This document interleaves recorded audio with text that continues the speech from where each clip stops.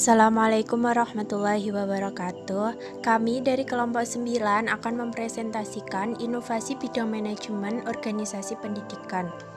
Adapun anggota kelompok 9 yang pertama yaitu Mas Fiatul Fikriyah, NIM 12204193036.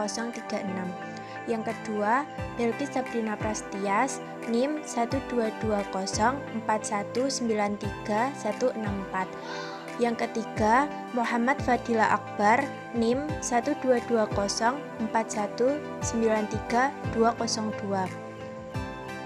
Pembahasan kali ini yang pertama yaitu analisis manajemen berbasis sekolah, yang kedua inovasi dalam organisasi pendidikan, yang ketiga yaitu keputusan inovasi dalam organisasi. Analisis manajemen berbasis sekolah.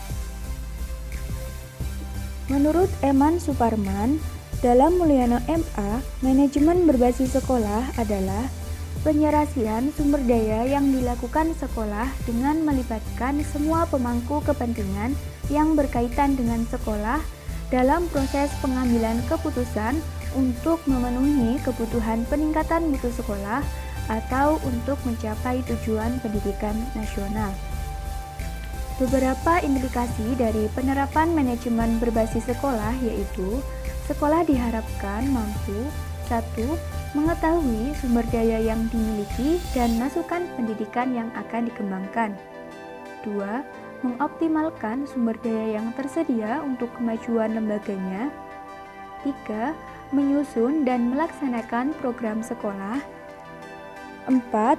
Mampu mengambil keputusan yang sesuai dengan kebutuhan, kemampuan, dan kondisi lingkungan sekolah walaupun berbeda dari pola umum atau kebiasaan. Yang kelima, adanya keterlibatan semua unsur yang berkaitan dalam perencanaan program sekolah. Dan yang keenam, adanya keterbukaan dalam pengelolaan anggaran pendidikan sekolah. Selanjutnya, inovasi dalam organisasi pendidikan. Organisasi pendidikan adalah sistem yang bergerak dan berperan dalam merumuskan tujuan pendewasaan manusia sebagai makhluk sosial agar mampu untuk berinteraksi dengan lingkungan. Dengan pendewasaan ini, diharapkan setiap orang mampu menyikapi masalahnya dengan baik dan mampu berinteraksi sebagaimana perannya di suatu lingkungan. Menurut para ahli, organisasi adalah sebuah bentuk atau sistem yang terdiri atas sekelompok manusia yang bekerja sama untuk mencapai tujuan bersama. Mulyadi Anurhadi membedakan organisasi pendidikan menjadi dua macam, yaitu organisasi pendidikan makro dan organisasi pendidikan mikro. Organisasi pendidikan makro adalah organisasi pendidikan yang dilihat dari segi organisasi secara luas. Sedangkan organisasi pendidikan mikro adalah organisasi pendidikan yang dilihat berdasarkan titik tolak dengan unit-unit yang ada di sekolah atau lembaga pendidikan penyelenggara langsung proses belajar mengajar. Kemudian selanjutnya, syarat-syarat organisasi. Syarat-syarat organisasi termasuk organisasi pendidikan yaitu 1. Memiliki tujuan yang jelas. 2. Memiliki pembagian tugas yang jelas. 3. Memiliki kejelasan struktur otoritas atau kewenangan. 4. Memiliki aturan dasar atau umum dan aturan khusus. Dan yang kelima, menggunakan pola hubungan yang informal. Asas-asas organisasi. Asas-asas organisasi berdasarkan pendapat Mulyono ada 13 yaitu kejelasan tujuan, pembagian tugas fungsional, pengembangan jabatan fungsional, koordinasi, kesinambungan, kesederhanaan, keluasan, akordion, pendelegasian wewenang, rentang kendali, jalur dan staf, serta kejelasan dalam pembangunan. Dalam manajemen pendidikan dikenal adanya dua mekanisme peraturan yaitu sentralisasi dan desentralisasi. Manajemen berbasis sekolah merupakan salah satu bentuk inovasi dalam hal pengelolaan pendidikan di sekolah dengan pendekatan yang lebih dekat dengan masyarakat. Manajemen berbasis sekolah pada hakikatnya adalah penyerasian sumber daya yang dilakukan secara mandiri oleh sekolah dengan melibatkan semua pemangku kepentingan yang berkaitan dengan sekolah secara langsung dalam proses pengambilan keputusan untuk memenuhi kebutuhan peningkatan mutu sekolah atau pencapaian tujuan pendidikan nasional. Tujuan manajemen berbasis sekolah adalah peningkatan mutu pendidikan. Dalam pelaksanaan manajemen berbasis sekolah, alokasi dana kepala sekolah menjadi lebih besar dan sumber daya tersebut dapat dimanfaatkan sesuai kebutuhan sekolah. Sekolah lebih bertanggung jawab terhadap perawatan, kebersihan, dan penggunaan fasilitas sekolah termasuk pengadaan buku dan bahan belajar. Selanjutnya, konsep inovasi pendidikan dalam organisasi. Inovasi pendidikan adalah perubahan yang baru dan kualitatif berbeda dari hal yang ada sebelumnya, serta sengaja diciptakan untuk meningkatkan kemampuan guna mencapai tujuan tertentu dalam pendidikan. Adapun ruang lingkup organisasi inovasi pendidikan antara lain, yang pertama yaitu bidang peserta didik, yakni pengelompokan dalam proses pembelajaran dengan segala gambaran karakteristiknya. Yang kedua, yaitu bidang tujuan pendidikan, menyangkut kapasitas pribadi, sosial, ekonomis, tingkat dan jenis pengajaran, cara dan sarana untuk merumuskan tujuan. Yang ketiga, yaitu isi pelajaran, menurut jenisnya, efek atau dampak, kapasitas anak didik, bidang dan struktur ilmu pengetahuan, manfaat, kemampuan mental dan derajat spesialisasi. Yang keempat yaitu media pembelajaran. Yang kelima, fasilitas pendidikan, perlengkapan yang mendukung pelaksanaan pendidikan. Selanjutnya, metode dan teknik komunikasi, interaksi langsung dan tidak langsung. Dan selanjutnya yaitu hasil pendidikan. Selanjutnya yaitu peranan sekolah sebagai organisasi atau lembaga pendidikan. Peranan sekolah sebagai lembaga pendidikan adalah pengembangan potensi manusiawi yang dimiliki anak-anak agar mampu menjalankan tugas-tugas kehidupan sebagai manusia yang baik secara individual maupun sebagai anggota masyarakat.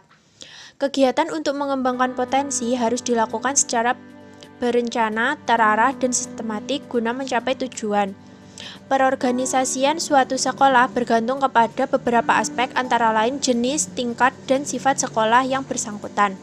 Dalam struktur organisasi harus terlihat hubungan dan mekanisme kerja antara kepala sekolah, guru, murid, dengan pegawai tata usaha sekolah, serta pihak lain di luar sekolah agar mampu meningkatkan iklim sekolah yang kondusif agar terlaksananya proses belajar mengajar yang efektif dan menggunakan sumber daya yang ada di sekolah secara optimal dalam menunjang proses belajar mengajar. Keputusan inovasi dalam organisasi. Pengambilan keputusan inovasi berbeda dengan pengambilan keputusan bukan inovasi. Pada saat akan mengambil keputusan, mereka telah mengetahui dengan jelas segala kemungkinan yang akan terjadi dengan berbagai alternatif, tetapi belum mencoba sehingga harus berani mengambil risiko. Dalam organisasi, yang mendorong adanya inovasi adalah terjadinya kesenjangan penampilan, yaitu jika ada perbedaan antara yang ditampilkan oleh organisasi dengan yang menurut pengambil keputusan harusnya terjadi. Ada beberapa macam keputusan inovasi dalam sebuah organisasi, yaitu sebagai berikut. 1. Keputusan otoritas. Keputusan otoritas dibuat oleh seorang atau sekelompok kecil orang-orang yang sering disebut sebagai kelompok dominan dalam suatu organisasi. Ada dua macam tipe keputusan otoritas yang sering dipakai dalam organisasi formal, yaitu keputusan otoritas dengan partisipasi anggota organisasi (pendekatan partisipatif). Yang kedua, keputusan otoritas tanpa partisipasi anggota organisasi (pendekatan otoritatif). Contoh keputusan otoritas dengan pendekatan otoritatif Kepala sekolah memerintahkan kepada para guru mulai ajaran baru 2013 untuk menyerahkan persiapan mengajar paling lambat 2 hari sebelum mengajar. Jika kepala sekolah menggunakan pendekatan partisipatif, ia mengadakan rapat dengan para guru untuk membicarakan hal-hal yang sebaiknya dilakukan.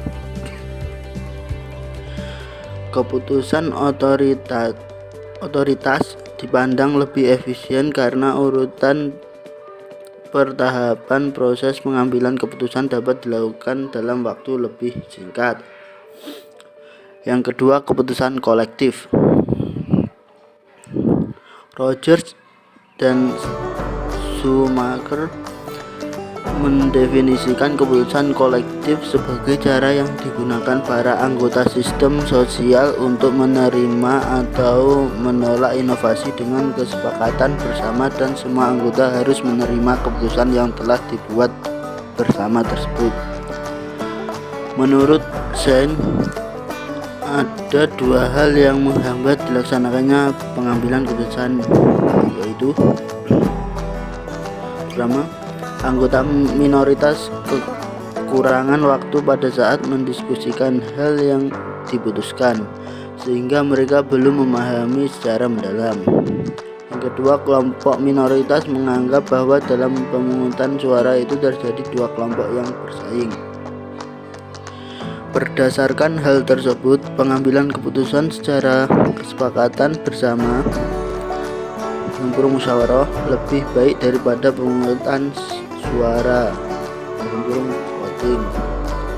Proses keputusan inovasi secara kolektif sangat tepat digunakan dan akan efektif apabila partisipan merasa bahwa 1.